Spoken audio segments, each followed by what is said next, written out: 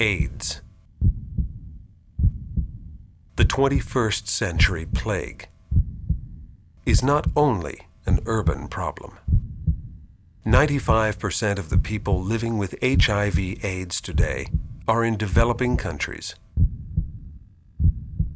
and most of them live and work in rural areas.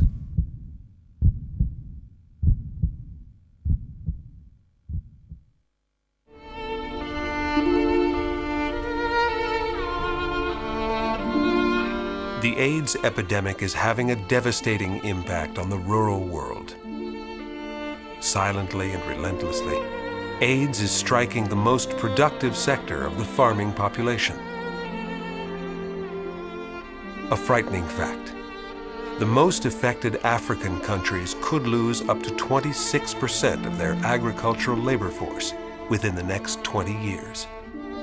In macroeconomic terms, the consequences for agriculture are immense.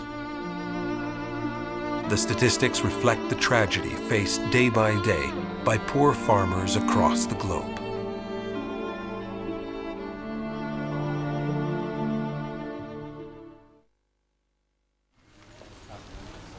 Bondo Hospital in Kenya bears witness to a rural drama played out in many parts of Africa. More than 250,000 people depend on this institution, which counts 50 rooms, 2 doctors, and 6 nurses. In Bondo, the incidence of HIV/AIDS is 29%. In other words, 1 in every 3 people is HIV positive.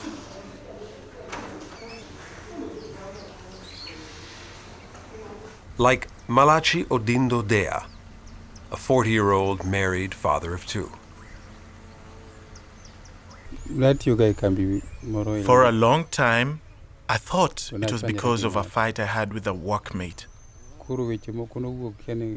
He kicked my leg and did mystical things to make me sick. Now I have been told that it is AIDS.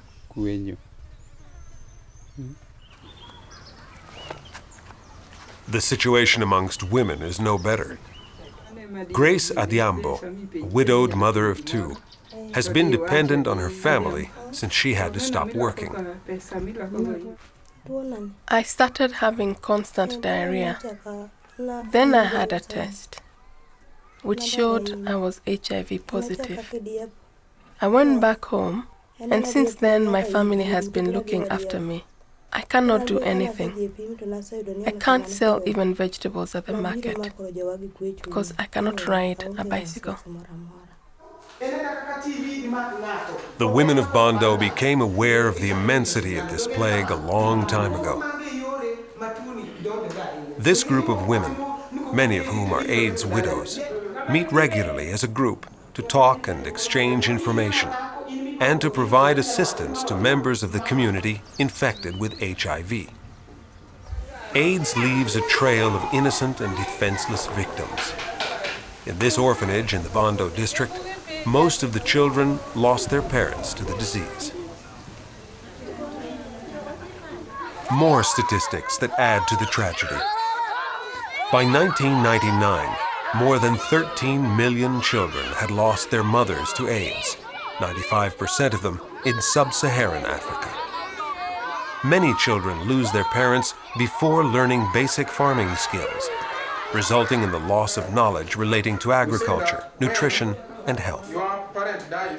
By its very nature, AIDS strikes the most productive sector of the population, sparing only the very young and the very old. In this drama, played out far from the attention of the international media and the developed world, the reality is incredibly cruel.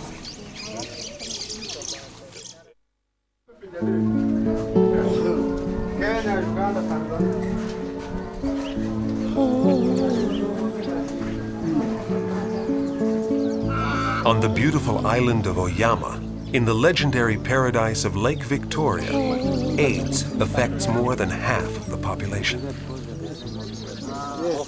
These women, all widows, scrape a living by pulling in heavy fishing nets, a task traditionally performed by men. Others, less fortunate, have had to resort to commercial sex for their subsistence in this fishing community. This is the home of the Osindo family, or part of it. The head of the household died 2 years ago, leaving 5 wives and 25 children. One of his wives died not long after him, then another, and another, and yet another. Today, old Mrs. Osindo struggles to look after all her grandchildren on her own.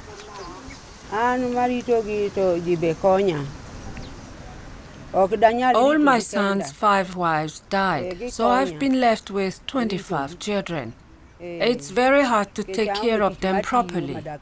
I try to make sure that as many as possible go to school, but it's not possible for all of them. And all because of this new disease which makes people skinny, so skinny.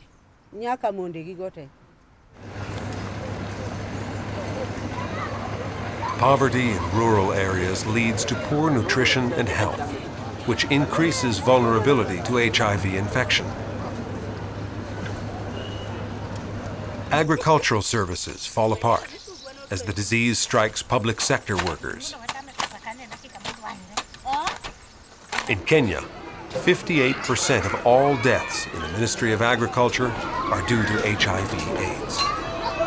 HIV/AIDS is perhaps now the biggest development challenge in Bondo district, as probably everywhere else in the country, Kenya. In response to this pandemic, the government of Kenya, through the Ministry of Agriculture and FAO, have initiated a program which is just starting now, and that is the Bondo Food Security Initiative. This program is supposed to build the capacity of the communities. In other words, the communities are being empowered to be able to plan initiatives, programs in food production, in community-based health care, in education for the children, and so on. In macroeconomic terms, the impact on the agricultural labor force is brutal. And Kenya is not an isolated case. FAO estimates that AIDS has already killed at least 7 million agricultural workers in the 25 most affected countries. This figure could rise to more than 16 million by the year 2020, and countries could lose up to 26% of their farm workers.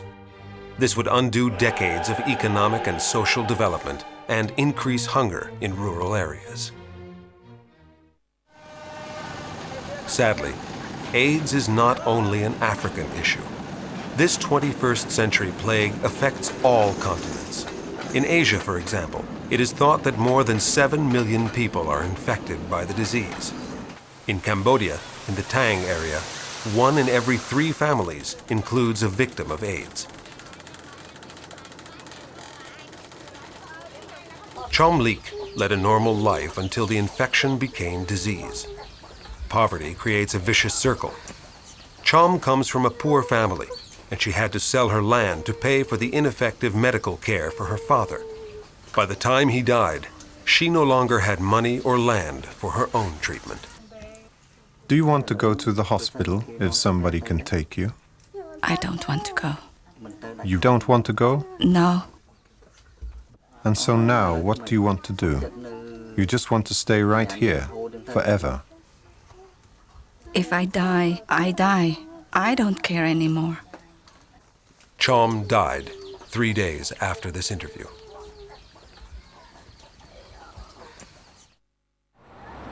One thing is clear. There are no magical, immediate solutions. The problem must be addressed through a broad, integrated strategy aimed at every sector of the population, and particularly the rural poor. As the disease spreads to the countryside, a vital element in the quest for a solution must be the agricultural sector.